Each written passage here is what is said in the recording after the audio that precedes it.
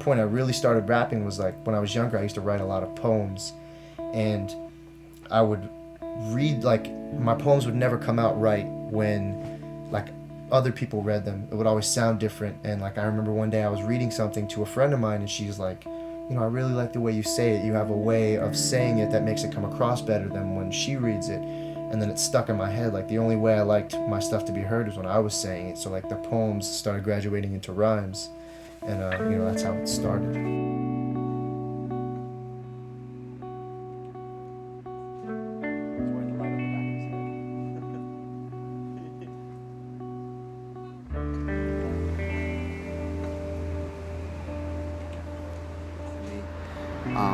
I grew up in like a suburb called Pembroke Pines in Florida, you know, where we knew all the neighbors, and I was constantly out, you know, playing in the yard with all the kids. My mother would scream to me from 5 blocks away to come home for dinner, or, you know, if I didn't make my bed or some shit like that. My parents were strict in some ways. They never really raised me religious or, you know, tried to push any ideals on me. They just kind of wanted me to work hard. My father's from Italy, he's from the old country, so he would like, I used to get pissed because he would come and like just turn off the fucking television and say, go outside, you know, go play with a stick.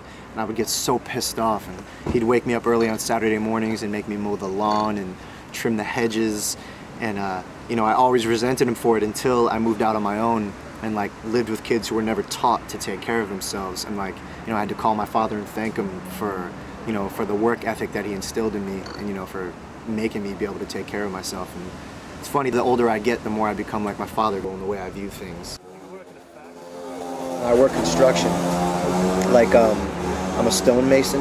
Okay. Like, I used to do concrete sidewalks, like tear them out and pour them, shovel, you know, hammers. Now I make columns, you know, like Roman columns, okay. Stone columns. I install that, and like all like the trim on the building, like windowsills and all kinds of shit, wall cladding, wall caps.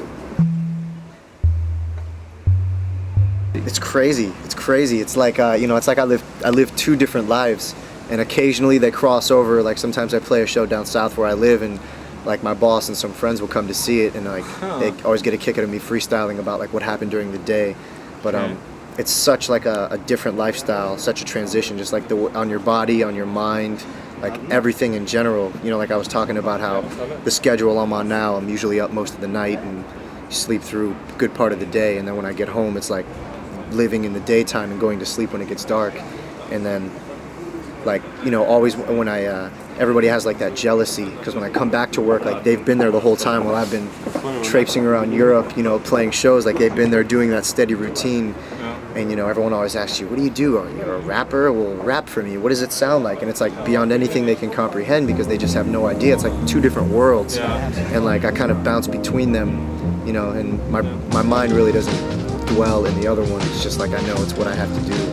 But you know, I enjoy some parts of it and I dislike some parts of it, but it keeps me in shape, which I like, because I don't like being, you know, lazy. Slow pace, races are being won and songs are being sung, but I'm just staring at that sun and catching phrases with my tongue. Oh, I wanna be the one who tells myself that I can't make it. While I have the chance, I'll take it. Intricate. Words are all that I have, and they're supposed to keep it interesting. I'll put them together and see the weather you're listening. Not because I forced you to, because the combination of your body and your mind felt inclined to spend some time with the rhythm we designed. Whatever the reason, I search for the season of change. Strange days, minimum wage, commercial cage, 3 cheers for the slave. How did it start? Nobody knows. You like the candle, everyone blows. I grew up strictly as a fan, and I saw the way that people's music changed me. And to know that like one day my music maybe could affect somebody positively, it makes, you know, it brings me a good feeling. And if I can affect people in a positive way, then I think that I'm doing a good thing. It comes, there's no like specific formula, as you can, like if you listen, you could see kind of like a hodgepodge slapped together, but in a very meticulous way. A lot of the times I'm scribbling down pieces in a notebook, ideas, you know, and either I'll use those to piece a rhyme together or just, you know, write it together right on the spot. So there's no really formula. I like to keep it different. That way the music sounds different, and you know, it's not monotonous for me. It's always a different thing. Sometimes I listen to beats on my headphones and ride around on my bicycle, or sometimes I'm in my room or on the road. I like to mix it up, keep it different.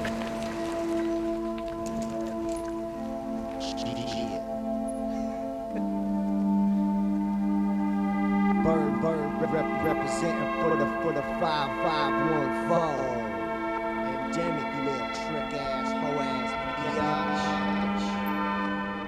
Shit, I've had some really bad shows where, you know, the crowd just doesn't care, or, you know, they don't even want you to be playing. But I usually just try to make the best out of it. Like, if the show's gonna suck, then I'm gonna at least make sure that I have a good fucking time.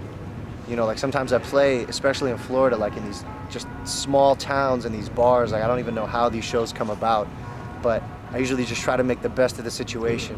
You know, like I see some people and I play with some people that are like, they get pissed off if everything isn't perfect, but I mean, nothing's fucking perfect. You just, you know, you gotta make the best out of it, whether, you know, the crowd is excited or they're not. It's your job to try to entertain them and get them excited, and if not, at least have a good time yourself. As a matter of fact, I've been reworking patterns of accidents happening. Believers on ladders looking at like they're packing and leaving.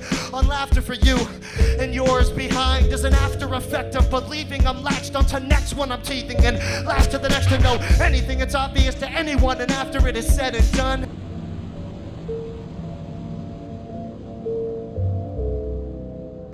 I mean, but then it's like I've been dragged out of a club by my feet and thrown out the back door. You know, there was maybe 15 people there. They all hated it. They were so pissed off. So, you know, they could care less whether it was like a jukebox playing or whether there was somebody on stage, and I had to open the night up. So I tried doing a couple songs, didn't really work. So I started like freestyling about the people at the bar. That kind of got some of their attention. There was like a drunk lady who kind of started like yelling at me. So I told them that I actually do requests, that I do like a karaoke set, and if they want me to sing a song for them, they should, you know, write it on a piece of paper and put it in a bottle and throw it at me. And that kind of started getting some people's attention. And then so I was like, all right, you know, now I got their attention, let me try to do an actual song.